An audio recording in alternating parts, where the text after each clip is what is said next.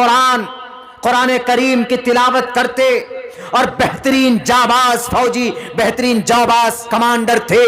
एक वक्त में फौज के मैदान में, जंग के मैदान में फौजी बनकर जब वो उतरते थे तो एक दोनों हाथों से बैक वक्त तलवार चलाने वाला भारत के अंदर आज तक कोई योद्धा पैदा नहीं हुआ। अगर कोई था तो उसका नाम टीपू सुल्तान था। एक वक्त में दोनों हाथों से तलवार चलाने के लिए अपने देश की रक्षा की थी अंग्रेजों से। उनका एक ही 5 मिनट की तकरीर उनकी जिंदगी को बदल कर रख दी थी। उसके अब्बा की तकरीर थे कि ए बेटा, सामने वाला कोई चाहे दज्जाल तुम्हारे सामने आ जाए, अमेरिका उठकर आ जाए, पूरी बर्तानिया उठकर आ जाए, पूरी ब्रिटिश गवर्नमेंट तुम्हारे सामने आ जाए, तुम्हें उसके सामने नतमस्तक होने की जरूरत नहीं है, उसके सामने अपने सर को झुकाने की जरूरत नहीं है। अल्लाह के सामने दिन में 5 वक्त झुकाना और उसके बाद तुम्हारा सर उठकर रहना चाहिए। तुम्हारी गर्दन कट जाए मंजूर कर लेना, लेकिन किसी बातिल के सामने अपने सर को मत झुकाना। क्यों? क्योंकि बिलाल हबशी ने नहीं झुकाया था, बीबी सुमैया को चीर दिया था, नहीं झुकाया था, हजरत खब्बाब को अंगारों पर लिटाया गया था लेकिन नहीं झुकाया था, हजरत जुबैर की आंखें निकाली गई थी, उन्होंने रब के साथ किसी को शरीक नहीं किया। तो तुम उसके मानने वाले हो, तुम नबी को मानने वाले हो। नबी के गर्दन पर ओजड़ियां डाली गई, नबी के गले में कपड़े डालकर बल दिए गए, नबी ने सर नहीं झुकाया। तुम नबी के उम्मती हो के नहीं है, तुम नबी से मोहब्बत करने वाले हो के नहीं है, उनकी सुन्नत से मोहब्बत करने वाले हो के नहीं है। उन्होंने कहा कि अब्बा मैं जरूर आपकी इन बातों पर अमल करूंगा। 5 मिनट की तकरीर मेरे मुसलमान भाइयों, 5 मिनट की तकरीर अपने बेटे के लिए की, पूरी जिंदगी उस बेटे की बदल गई। वो टीपू सुल्तान किसी मदरसे का पढ़ा हुआ नहीं था, वो टीपू सुल्तान किसी मकतब में भी नहीं गया था, बल्कि अपने घर में अपने अब्बा के पास पढ़ते थे। वो बाप ने उसकी तरबियत की, माँ ने उसकी तरबियत की, बाप ने इसी तकरीर की। इतना बड़ा मुजाहिद बना, इतना बड़ा मुजाहिद बना वो कि बैक वक्त 4 बातिल ताकत का मुकाबला किया। किनका? अंग्रेज का। दाएं लेफ्ट साइड में नवाब मोहम्मद अली का, सामने इस साइड में मराठा सेना का, और दाएं तरफ में कौन? निजाम दक्किन। दक्किन में हुकूमत करने वाले निजाम ने, इन सब ने मखालफत की। एक मुजाहिद के सामने दुश्मन बन गए निजाम, मोहम्मद अली, मराठा सेना और ब्रिटिश गवर्नमेंट, और पीछे पूरा का पूरा समंदर। श्रीरंगापट्टनम के उस हवेली के अंदर शहीद हो गए, लेकिन किसी के सामने सर नहीं झुकाया। पूरी तकरीर, एक पूरी हिस्ट्री, इतिहास हमने बयान की है उनकी। उनका नाम शेर यूं ही नहीं पड़ा था जवानों कि उसने कहा था कि शेर की एक दिन की जिंदगी बेहतर होती है गीदड़ की 100 साला जिंदगी से। नहीं, इस वजह से नहीं पड़ा था। उनका नाम इसलिए शेर पड़ा था क्योंकि एक वक्त में 4 बातिल ताकत का मुकाबला किया और ये कहा कि अल्लाह हमारे साथ, हस्बुनल्लाहु व निअमल वकील, अल्लाह काफी है, हमें किसी मगरमच्छ की या किसी भेड़िए की हमें जरूरत नहीं है, हमें किसी से डर नहीं लगता। सीने में जब आदमी का यकीन, ईमान मजबूत हो, पुख्ता हो, चूंकि उस 5 मिनट की तकरीर जो थी उनके अब्बा की, उस बच्चे की पूरी जिंदगी बदल कर रख दी। आज हम लोग अपने बच्चों की ये तरबियत नहीं कर पाते। हमें अपने बच्चों की सही गाइड की ज़रूरत है। अगर आपका बच्चा देखिए ज़हीन रखता है, अगर आपका बच्चा मॉडर्न स्कूल की तरफ उसकी दिलचस्पी है तो आप उसको मना मत कीजिए, आप उसको पढ़ाइए वहाँ पे अपने बच्चों को। क्या हाफिज़ कुरान बनकर, आलिम दीन बनकर ही दीन की खिदमत हो सकती है? नहीं, ये तो एक फजीलत की बात है, एक तो एक अच्छी बात है, ये तो एक भलाई की बात है। मन युरिदिल्लाहु बिही खैरन युफ़क़्क़िहु फ़िद्दीन, अल्लाह जिसके साथ भलाई का इरादा करते हैं तो दीन सीखने सिखाने, खैरुकुम मन तअल्लमल कुरान व अल्लमा, बेहतर आप में वह है जो कुरान सीखे सिखाए, एक अलग फजीलत की बात। लेकिन अगर किसी बच्चा, कोई बच्चा ऐसा होता है, बहुत से देखा होगा आपने कि मदरसे में डालिए भाग के आ जाएगा, मदरसे में डालिए भाग के आ जाएगा, वहाँ का सिस्टम समझ में नहीं आता, या वहाँ मन नहीं बैठता, या कुछ शैतान ज़्यादा उंगली करता। एक पढ़ने वाले बच्चे के पीछे 72 शैतान होता। आपके हमारे पीछे तो 2 ही होते बहकाने के लिए। लेकिन पढ़ने वाले बच्चों के पीछे कहते हैं कि 72 क्या, वो डबल 72 होता। क्या पढ़ोगे, चलो घूमने के लिए दिल्ली। ऐसा हुआ, आई हैव एक्सपीरियंस्ड। हम भी भाग गए थे, 6 महीनों तक भागे रहे थे। किसी की साइकिल लेकर भागे तो भागे रह गए। ऐसा होता है, एक ऐसा ज़माना आता है कि बच्चे को संभालना बहुत मुश्किल हो जाता। तो हाँ, देखिए कि आपका बच्चा वाक़ईतन मदरसे में उसका नहीं जच रहा है, नहीं बैठ रहा है उसका। कहाँ पढ़ना चाहोगे बेटे, उसको उसके मिजाज के मुताबिक पढ़ाइए। कि हम स्कूल में पढ़ना चाहते हैं, तब स्कूल में डाल के देखिए। और कोशिश कीजिए उन स्कूल को चूज़ करिए जिसमें इस्लामिक निज़ाम हो, नमाज हो, अक़ीदा हो, बेसिक दीन की बातें हों। ऐसा एकदम बिल्कुल हम समझते हैं कि हमारा बच्चा बस मीडियम इंग्लिश में चला जाए तो वहीं सक्सेस होगा। मैं आपको दावे के साथ कह सकता हूं कि हमारे इलाके में भी, अररिया में भी कई सारे मीडियम इंग्लिश है। बहुत कम होते हैं ऐसे जो नाम मीडियम इंग्लिश के रख दिए। Teacher he is not able to talk in English language for the long time. एक टीचर साहब आए कि सर मैं इंग्लिश मीडियम में पढ़ा के आया हूं sir, I need help sir, I will teach in your school. आपके स्कूल में मैं पढ़ाना चाहता हूं सर, पढ़ाने के लिए खिदमत करूंगा, आप please give me a chance, हमें दीजिए। हमने कहा कि क्या सब्जेक्ट पढ़ाते हैं आप, वो पूरा सब कुछ हमने कहा। तो वो आखिर में बोला कि सर मैं किशनगंज से आया, फला स्कूल में वो करके आया। हमने कहा कि किशनगंज यहाँ से कितनी किलोमीटर दूर है, ज़रा आप इंग्लिश में बताएंगे, बताइए तो कितनी किलोमीटर दूर। जब बेसिक चीज़ हैं, जो बहुत डू एंड डज के ज़रिए से सवालात किए जा सकते हैं प्रेजेंट टेंस में। हमने कहा sir please tell me what is present tense, what is called present tense. Present tense किसको बोलते हैं sir? Tense, what is the definition of tense, the simple tense, what is the meaning of present, ज़रा बताइए। तो अब उसके मुंह में वो पूछ रहा है कि सर यहाँ से अररिया कितनी दूर है। हमने कहा 15 किलोमीटर दूर है, जाइए। वो चला गया। कोई ज़रूरी नहीं कि आपका बच्चा इंग्लिश मीडियम में हाई फाई पढ़ेगा तभी आप सोचेंगे कि हमारा बच्चा बहुत ज़्यादा इंटेलिजेंट है। नहीं, हिंदी मीडियम में भी रहकर बच्चा आपका महान बन सकता, कोई ज़रूरी नहीं। इंग्लिश मीडियम में पढ़ाइए, लेकिन देखिए कि वहाँ पर अंग्रेज़ी कल्चर तो नहीं सिखाया जा रहा, मखलूत तालीम तो नहीं है वहाँ पे। आपके बच्चे के अक़ीदे कहीं ख़त्म मजरू तो नहीं किए जा रहे हैं, खड़े होकर पेशाब करने की ट्रेनिंग तो नहीं दी जा रही, खड़े होकर खाने की ट्रेनिंग तो नहीं दी जा रही। ये सब चीज़, ये सब केयर करना, इट्स योर ग्रेट रिस्पॉन्सिबिलिटी, आपकी जिम्मेदारी, आपको देखना चाहिए। हाँ, बच्चा आपका स्कूल में पढ़ना चाहता है, कोई बात नहीं, चांस दीजिए उसको, स्कूल में पढ़ो बेटे। CBSE पैटर्न पे आप स्कूल में पढ़ाइए, कोई दिक्कत नहीं, इंग्लिश मीडियम में पढ़ाइए, लेकिन आपके बच्चे का किरदार और कैरेक्टर, अखलाक व कैरेक्टर शुड बी क्लीन, एकदम बेहतर होना चाहिए, नमूना होना चाहिए। क्या बच्चा हमारा अगर डॉक्टर बनेगा, मास्टर बनेगा, टीचर बनेगा, क्या हमारा बच्चा अगर सिविल सर्विसेज में जाएगा तो क्या कौम की, समाज की तरक्की नहीं होगी? मजहब हमारा सरबलंद नहीं होगा? होगा।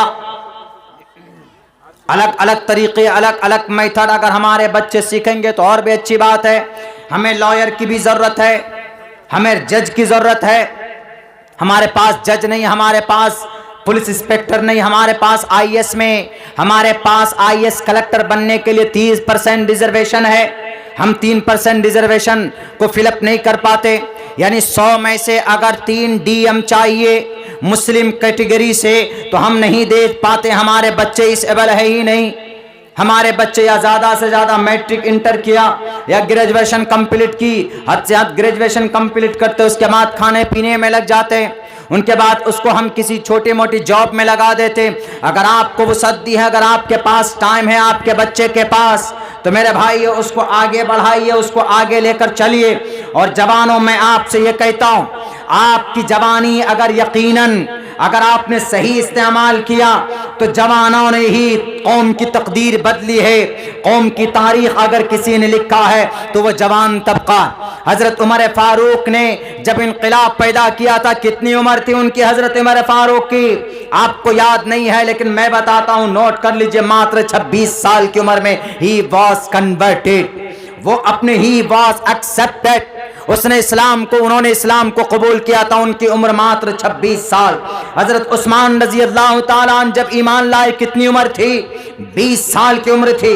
हजरत अली रजी अल्लाह ताला अन्हु जब ईमान लाए तो उनकी उम्र कितनी थी? ताज्जुब होगा आपको, वो एक समझिए कि 14 और 12 साल के बीच में उनकी उम्र थी। हजरत अली रजी अल्लाह ताला अन्हु कितने शार्प माइंड थे। मोहम्मद रसूलुल्लाह जब आए कि अल्लाह के नबी, मैं आप जो मजहब लेकर आए मैं उसको कबूल करना चाहता हूँ। मोहम्मद रसूलुल्लाह ने कहा कि अली, तुम्हारे अब्बा हम सबके सरप्रस्त हैं। कौन अब्बा?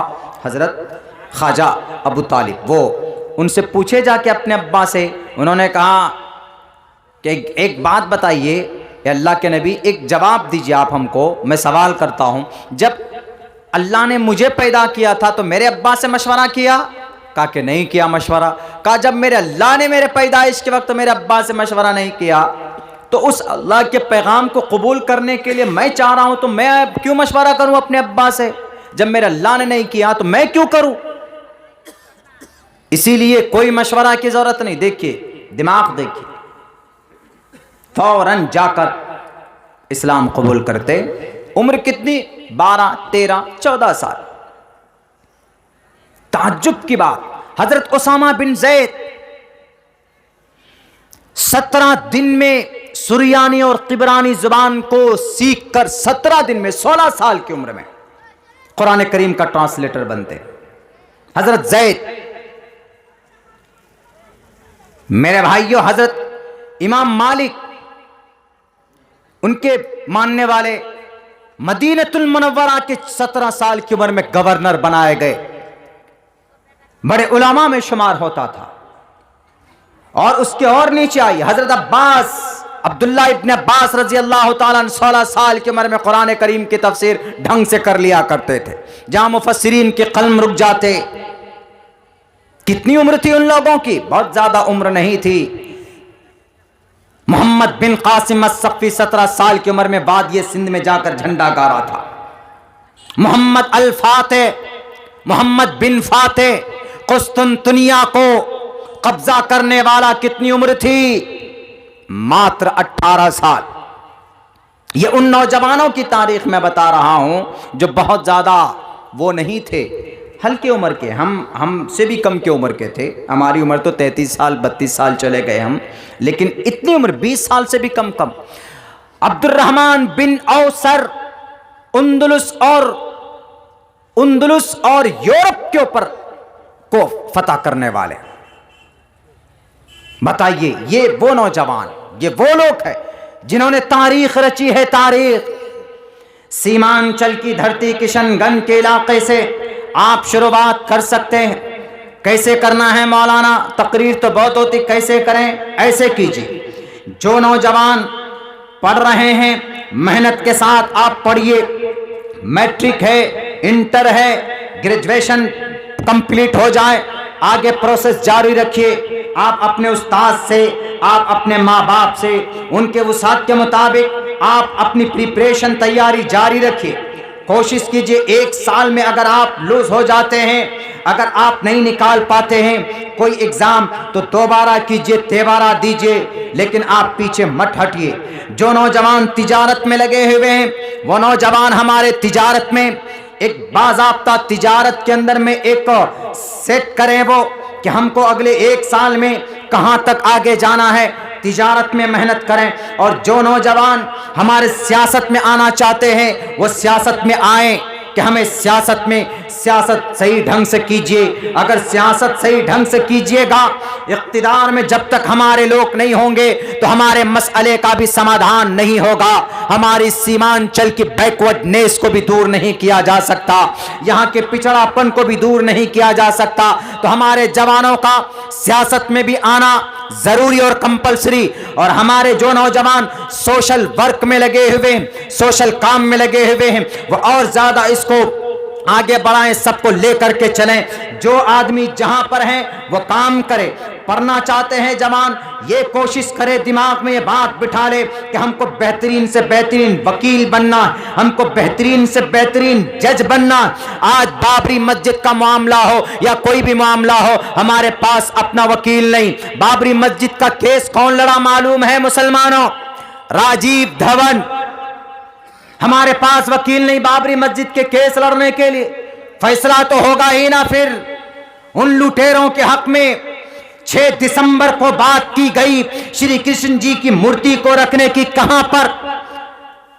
मथुरा की ईदगाह पे। 27 दिसंबर 1949 को मंदिर के मस्जिद के अंदर श्री रामचंद्र जी सीता मैया की मूर्ति को प्रकट किया गया और ताले डाल दिए गए। याद रखिएगा ये तारीख। कहां पर? अयोध्या में, कि यहां श्री रामचंद्र जी अवतरित में उत्पन्न हो गए। लो जी उत्पन्न हो गए, ताला लगा दिया, ताले लग गए उसमें 1949 को। फिर जाकर वो ताले 1980 को खोले गए इबादत के लिए कि मुसलमान भी नमाज पढ़ेंगे और हिंदू भी जनाब पूजा करेंगे। अंग्रेजों के चाल के वजह से ये सब कुछ हुआ था मेरे भाइयों।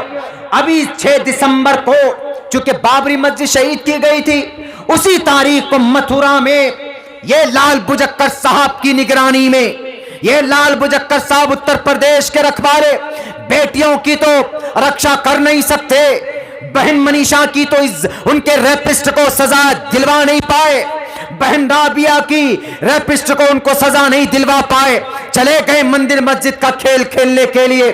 कोई अधिकार नहीं है आपको कि मथुरा की वहां पर ईदगाह वो मुसलमानों की जमीन है, प्यार से मांगो दे देंगे, लेकिन बहुत हो गया। अब हमारे सब्र का इम्तिहान मत लो, अब हम तुमसे कोर्ट की लड़ाई लड़ेंगे, अब हम खामोश नहीं बैठेंगे। लॉलीपॉप थमा दिया जाता है 5 एकड़, अब मथुरा में नहीं चलेगा। समझ में क्यों नहीं आती? जो राम होते हैं, जो परमात्मा होते हैं, वो कभी पैदा नहीं होते, वो अवतरित होते हैं तुम्हारे अकीदे के हिसाब से, ईश्वरीय ग्रंथ के हिसाब से। वो अवतीर्ण, अवतरित, अवतार, उतरना। अहमेव सोयमिदं बदामि जिष्टम दवा भिरुत्मानव शबियम कामैतत मगुर्नम कुर्नमितम ब्रह्मानम तमुर्शिदम सुमिधाम। वो आते हैं, अवतरित अवतार लेते हैं और मनुष्य देवगुण का पैगाम पहुंचाते हैं। परमात्मा कभी जन्म नहीं लेता। साफ लफ्जों में कहा गया, लिंक आलोक उपनिषद का एक मंत्र है, उसके अंदर में कहा गया, न तस्य कश्चित पतरस्ति लुके न चिस्तान वच्चिलिस्यम लिंगम सकारनम करना दीपा दीपो न चास्य कश्चित जनिता न चा दीपा। ये कहा गया कि नहीं, जो परमात्मा होते हैं वो अवतार तो लेते हैं, लेकिन वो पैदा नहीं होते। ये बात मान सकते हैं। तो जनाब वहां पर श्री कृष्ण जी फिर कैसे पैदा हो गए जी? श्री कृष्ण जी तो परमात्मा थे, 8वें अवतार थे ना। समझने की बात है, जो खुदा होता वो पैदा नहीं होता, जो पैदा नहीं होता तो फिर बाबरी मस्जिद का या मथुरा के ईदगाह का झगड़ा ही खत्म। क्यों? क्योंकि वो तो पैदा ही नहीं होते। तो इसका मतलब है नाक की लड़ाई चल रही जी। जब से कुर्सी में बैठे हैं हमारे गुरुजी, नाक की लड़ाई तो लड़ा रहे हैं ये लोगों के बीच में, लेकिन इन केसेस को लड़ने के लिए हमारे पास कोई प्रूफ नहीं होता। हम प्रोटेस्ट तो करते हैं। देखिए असल मसला क्या, हम लोग कहाँ कमज़ोर पड़ जाते हैं। मेरी बातें भी रिकॉर्ड हो रही है, लेकिन इसमें कोई वो बात नहीं। हम अपने कौम की बदहाली को हम लोगों के सामने रख रहे हैं। असल मसला ये होता है कि कहीं पर कोई इंसिडेंट हुआ, कहीं पर कोई वाकया, हादसा हुआ, सपोज दैट यहाँ पर मॉब लिंचिंग हो जाती, एक जवान की पीट पीट कर हत्या कर देते, मार देते, एक FIR दर्ज होता। उस FIR में धारा 307 भी लगाते, 302 भी लगाते, 202 भी लगाते, 267 भी लगाते, और कभी किसी लड़की की रेप का मामला हो तो 376 भी लगा देते। सारे धाराएं लग जाते हैं। उस वक्त में गुस्सा शांत हो गया। 3 महीने के अंदर में क्या होता है? चार्जशीट दाखिल होता। 3 महीने, 1 दिन, 2 दिन, 3 दिन, 4 दिन खूब प्रोटेस्ट। देखिए FIR हुआ ना, 3 लोग पकड़े गए ना, फला फला फला पकड़ा गया, फला पकड़ा गया, अभी जजमेंट नहीं आया, जेल भेज दी। चलिए जी, अभी केस ट्रायल में नहीं आया, चार्जशीट दाखिल होगा। चार्जशीट के अंदर होगा क्या? चार्जशीट में ऐसा होता है हम लोग सोचते हैं कि 10 दिन 5 दिन की प्रोटेस्ट कर लिया, खूब हंगामा मचाया, खूब टीवियों में चलता रहा, ये वो फलां डिमा कैसा है वैसा है, लेकिन लॉ एंड ऑर्डर पेपर पे चलता है, प्रोटेस्ट पे नहीं चलता। पेपर में जब देखा भाई जेल भी हो गई, 2 आदमी जेल चले गए, उसके बाद अंदर अंदर जो चार्जशीट दाखिल किया जाता है ना, तो उसमें 10 गवाह का नाम देंगे। तो मारने वाले कौन? प्रमोद। मारने वाले कौन? यादव। मारने वाले कौन? संजीव। फला फला नाम दे देते हैं। तो चार्जशीट में जो गवाह के नाम होते हैं ना, वो गवाह के नाम भी उन्हीं बिरादरी से दे देते। मुस्लिम में से एक आध का नाम हो जाता है, दे देते। तो अब जाहिर सी बात, अब चार्जशीट में क्या दाखिल किया जाता है? पोस्टमार्टम रिपोर्ट आना। तो पोस्टमार्टम रिपोर्ट जहां बदल दिए जाते हो जनाब, मुर्दारों के रिपोर्ट बदल दिए जाते हैं। पोस्टमार्टम रिपोर्ट में क्या लिखा जाता?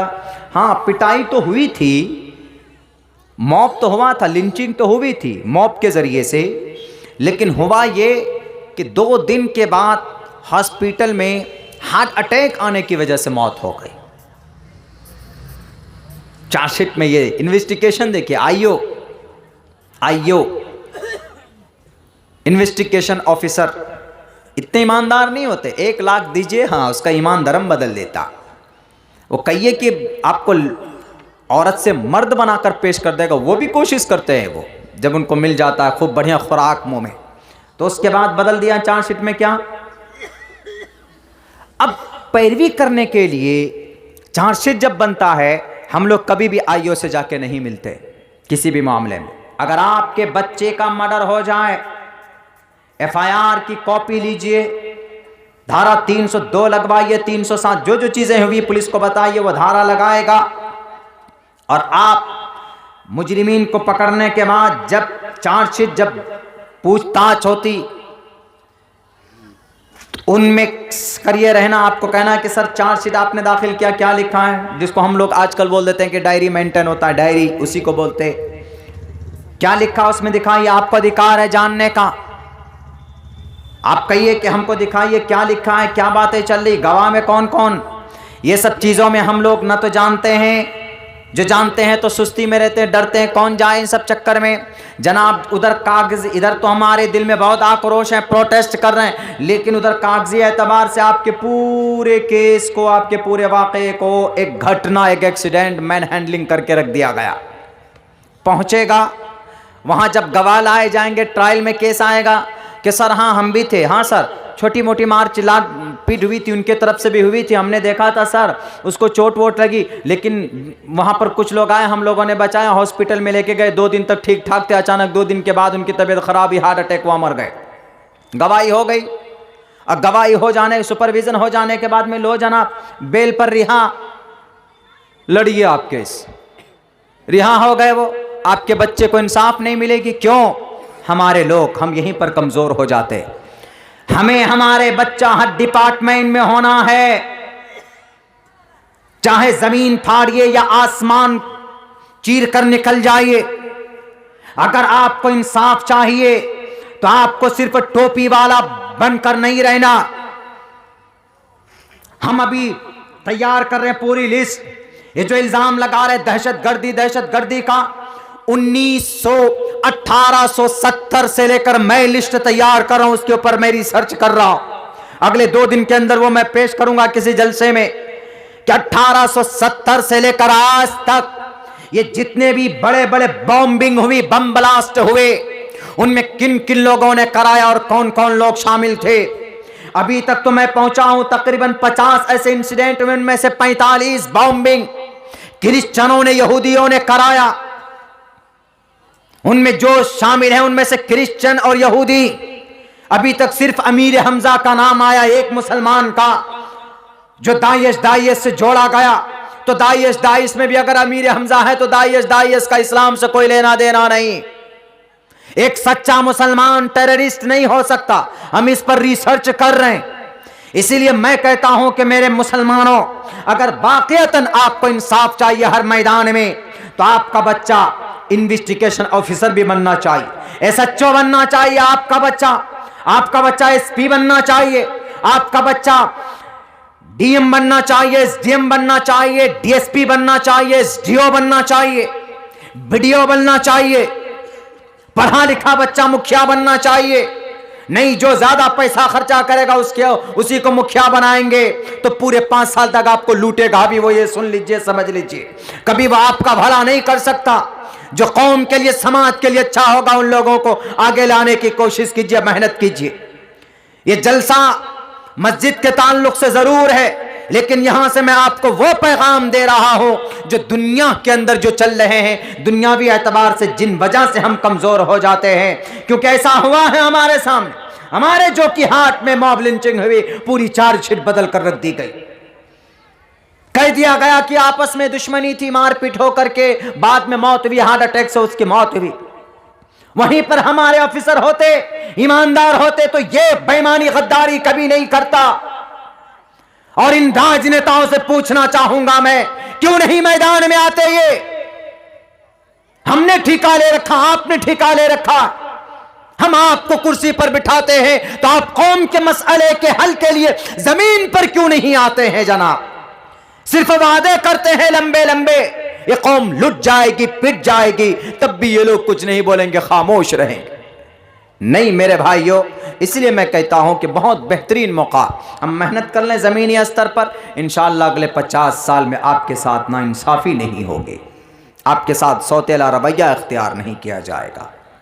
लेकिन उसके लिए ज़रूरत है कि हमारे जो ज़िम्मेदार तबका है गांव समाज के, उनको एक्टिव होना, उनको अपने बच्चे की सही परवरिश करना बहुत ज़्यादा ज़रूरी है।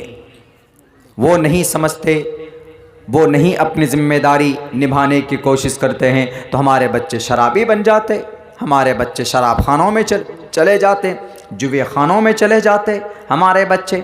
आप उनको बताएं, आप बल्कि अपनी ज़िम्मेदारी समझिए, कुल्लुकुम राइन व कुल्लुकुम मसऊलुन अन रइयतिही, कि भाई हर आदमी आप में, हम में ज़िम्मेदार है अपने परिवार का, अपने अहल का, अपने अयाल का। आप नमाजी हैं तो अपने बच्चों को नमाज की तलकीन कीजिए, नमाज के बारे में उसको कहिए, वअमुर अहलका बिस्सलात, अपने बेटे को नमाज की ताकीद करो, अपने घर में नमाज की ताकीद करो। इंशाअल्लाह अगर हम ये निज़ाम, इस निज़ाम पर अपनी ज़िंदगी गुजारने की कोशिश करेंगे, मेहनत करेंगे, तो ज़रूर हमारी कोई भी इज़्ज़त वापस लौट आएगी। वरना आपका कोई नहीं है इस दुनिया में, कोई आपके हक़ के लिए लड़ेगा नहीं।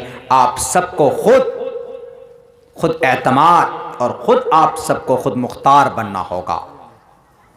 कोई दज्जाल नहीं है कि किसी के सामने जाकर अपने हक़ की बात करेंगे तो लूट लेगा, मार देगा आपको जेल में डाल देगा। नहीं, खुद मुख्तार बन या हक़ गो बनने की कोशिश कीजिए।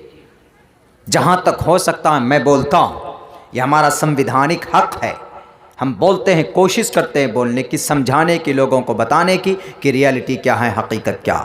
वक्त भी चूँकि बहुत हो चुका है और इतनी पैगाम आप लोगों को मैं देता हूँ मेरे नौजवान साथियों, आप चाहें तो काया पलट सकते इस कौम, आप कौम की तकदीर हैं, आप बेड़ा उठाएं। मैं मुबारकबाद देना चाहूँगा उन नौजवानों को जिन्होंने इस प्रोग्राम को, हमसे मोहब्बत करते, हमारे लिए बहुत ज़्यादा उनके दिल में हमदर्दी है। आई रेस्पेक्ट योर हमदर्दी, your kindness from the bottom of our heart. मैं आप ही के सीमांचल का एक बच्चा हूँ, जो कि हाट हमारा घर है, हम बहुत दूर से नहीं आए हैं, लेकिन आपकी मोहब्बत में आपके चाचा लोग वहाँ पहुँचे तो हमको वक्त देना पड़ा आपके लिए, और हम आए आपके इस प्रोग्राम में। आपके जोश को, आपके जुनून को देखकर मुझे बहुत खुशी हुई। नौजवान तबका इन चीज़ों से जुड़ जाए तो इंशाअल्लाह तबारक व ताला ज़रूर इनक़िलाब पैदा होगा। और जवान जहाँ खड़ा हो जाता है किसी मैटर को लेकर, उस मसले का समाधान ज़रूर होता। हमने देखा ये जहानाबाद के तरफ, पटना के तरफ देखा कि जवानों की कमेटी बनी हुई है, मदरसा चलाने के लिए जवानों की कमेटी बनी हुई, और हर कोई अल्हम्दुलिल्लाह किसी न किसी काम में लगा हुआ है। जिसकी जॉब है ठीक है, जिसकी जॉब नहीं वो भी काम में लगा हुआ। आजकल हम लोग खुट्टल बन गए, बोलते हैं ना जिसको केयरलेस, सुस्त, वो बन गए हमारे नौजवान। काम छोटा ही मिले शुरुआत कर दीजिए, खाली मत रहिए। माँ बाप बूढ़े हो गए, उनको आराम दीजिए, उनको रिलैक्स दीजिए। आप मेहनत कीजिए, आगे बढ़िए। कोई ज़रूरी नहीं, ठेला बेचने वाले तो बहुत दूर तक पहुंच गए, बहुत आगे पहुंच गए। अरे जब चाय बेचने वाला जब सीएम पीएम की कुर्सी पर बैठ सकता है तो आप तो चाय तो बेचते ही नहीं। तो आप तो माशाअल्लाह अच्छे लेवल पे, कोई कुछ बन सकता, दूध बेचने वाला सीएम बन सकता है बिहार का, प्रसाद बांटने वाला सीएम बन सकता है उत्तर प्रदेश का। तो भाई आप तो पढ़े लिखे, इंटेलिजेंट, आप पढ़े लिखे, जो पढ़ा लिखा नहीं है वो पढ़े, जिनकी वक्त गुजर चुकी है वो मेहनत करे अपने ज़िंदगी के अंदर में। तो इंशाअल्लाह तबारक व तआला आप हर मोड़ पर सक्सेस होंगे। दिक्कत परेशानियां आएंगी ज़रूर, लेकिन आप कामयाब होंगे। लेकिन आप ठान लीजिए कि हमको अपनी ज़िंदगी में, अपनी लाइफ में कुछ करना है, अपने लिए कुछ करना है और कुरान और सुन्नत के मुताबिक करना है। खिलाफ शरीयत जाने के लिए, खिलाफ शरीयत ऐसा नहीं कि आप कोई काम करेंगे तो जनाब शरीयत बंदिश लगा देगी, तिजारत करेंगे शरीयत बंदिश लगा देगी, आप कोई सोशल काम करेंगे शरीयत पाबंदी लगा देगी, आप पढ़ेंगे शरीयत पाबंदी लगा देगी। नहीं, पढ़िए, खूब पढ़िए, खूब तिजारत कीजिए, खूब बिजनेस कीजिए, खूब सोशलिस्ट बनिए। बल्कि ये तो अच्छी बात है, सोशल वर्क करना खिदमत खल्क है, इंसानियत, ह्यूमन बींग्स, लोगों की मदद करना, ये अखलाक़ी फ़रीज़ा है हर एक इंसानों के, और फिर अज्र भी है, और फिर अल्लाह के नबी के तरफ से पैगाम भी है, बताया भी गया है। लेकिन यह कि शुरुआत तो करनी पड़ेगी। वक्त बहुत हो चुका है, मैं इन्हीं चंद बातों के साथ अपनी बात को यहीं पर ख़त्म करने की कोशिश करता हूँ, और कभी उम्मीद करता हूँ कि जो बातें अमल करने की है इंशाअल्लाह उन बातों पर दिलजमई के साथ, इस्तिक़ामत के साथ हमारे नौजवान अमल करेंगे। बहुत बहुत शुक्रिया, जज़ाकल्लाह। अस्सलामु अलैकुम व रहमतुल्लाहि व बरकातुहू।